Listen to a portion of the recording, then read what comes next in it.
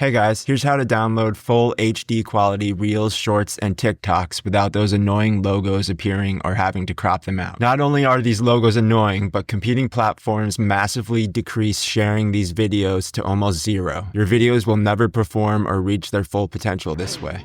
I'm Connor with the Motion Visual. You hit like and subscribe, and in return, I won't waste any more time. Let's get straight to the process. Go to your Instagram page on your computer web browser, instagram.com/your username with no @ symbol. Click on the reel you want to download. Click it, find the 3 dots at the top and click them. Then select the copy link option to copy the URL of your reel. Go to indown.io. Select Instagram Reels or whatever kind of video you're using. Paste your link in this text box right here. Hit the blue search button and a picture of your reel will appear. Scroll down and hit Download Server 1. And an MP4 HD version of your video without any logos will appear in your downloads. Now share your videos and see your engagement increase. And admit you love my outfit. Like and subscribe for more tricks, and see you guys later. Peace.